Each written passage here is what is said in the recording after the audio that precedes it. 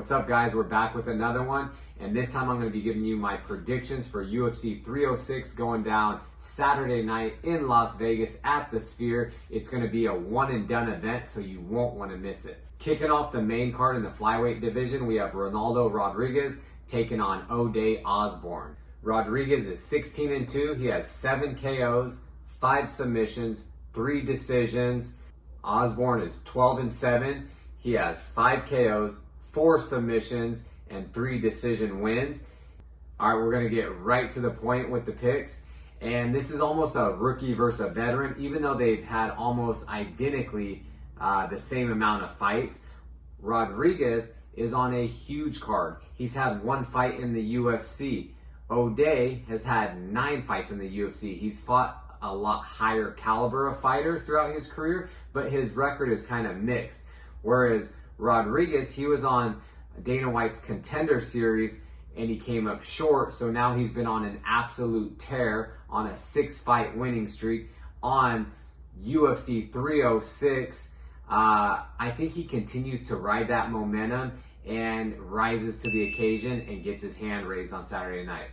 The next matchup in the lightweight division, we have Daniellezel Hoover, who's a -225 favorite, taking on Estabon who is a +185 underdog.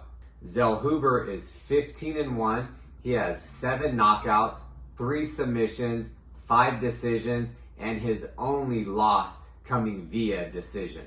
Ribovics is 13-1. He has 7 KOs, 5 submissions, 1 decision, and his only loss is coming by way of decision. Man, this is a tough fight to predict just because both the guys are young, they're hungry, they're on a huge card. They have a ton of knockouts, a ton of submissions, and Estabon is a finisher. He's only gone the distance in one of his wins that was not a finish. I won't, it's a coin flip for me. I won't be too surprised if Estabon wins, but if I had to bet on this, I'm picking Daniellezel Hoover to get the job done. All right, the next fight in the featherweight division, this is the fight that I'm most excited for. We have number 3 ranked Brian Ortega, who's a +145 underdog, taking on number 12 ranked Diego Lopes, who is a -175 favorite. Ortega is 16-3-1. He has 3 KOs, 8 submissions, and 5 decisions. Lopes is 25-6. He has 10 KOs, 12 submissions, and 3 decisions. Like I said, this is a fight I'm looking forward to most. When Ortega and Diego were supposed to fight a few months back, I wasn't too excited about that fight because it was on such a short notice, whereas now they've had an entire camp to prepare for each other. Diego's gonna come out of the gate guns a-blazing. He throws the kitchen sink at you. He's a fast starter, where Ortega is kind of a slower starter and he tends to get hit early on. If Diego can land a big shot and hurt him, I think he can capitalize on that early in the fight and get his hand raised. Whereas Ortega, he's kind of a slow starter. But I do feel the longer the fight goes, the more advantage is going to go towards Ortega if he can just kind of weather that storm early or get his timing and kind of, you know, a lot of times Diego will throw a lot of the same combination over and over and over, and he's very aggressive, and he's had some success with getting knockouts in his previous fights, so I think he's kind of, you know, looking for that. I hope we do get to see some jiu-jitsu in this fight, because these guys are some of the best jiu-jitsu practitioners in the division. So I hope we see some slick scrambles and submission attempts. I was leaning towards Diego to get the job done, but I'm going to go with the veteran. He's fought a lot higher caliber fighters. He's been in there with the best fighters in the featherweight division. So I think Brian Ortega gets his hand raised on Saturday night. In the co-main event for UFC 306 in the women's flyweight division, for the belt, we have current champion Alexa Grasso taking on former champion and number 1 contender Valentina Shevchenko. This is a pickup fight.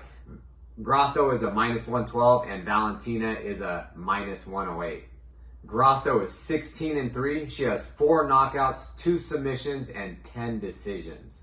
Shevchenko is 23-4. She has 8 KOs, 7 submissions, and 8 decisions. Grasso and Shevchenko know each other so well. They've shared time in the octagon, almost 50 minutes fighting each other. And that's a very long time to fight somebody. They were both coaches on The Ultimate Fighter.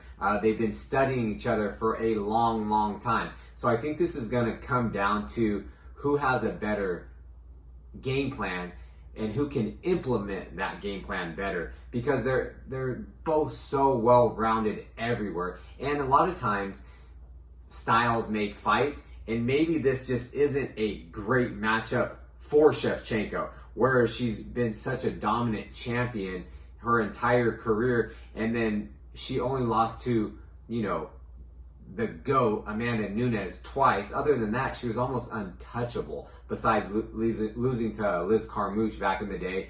But it's she's very good, she's very hungry, she wants her belt back. But whereas Grasso, she continues to get better and better. And being the champion, you know, they say you get like 30% better, and she's been showcasing that. So this is a very tough fight to predict. If I had to bet on it, I'm going with Valentina Shevchenko to get her title back. And in the main event, in the bantamweight division, for the undisputed title, which this card was built around, we have current champion Sean O'Malley, who's sitting at a -118, taking on the #1 contender, Dvalishvili, who's at a -102. O'Malley is 18-1. He has 12 knockouts, 1 submission, and 5 decisions.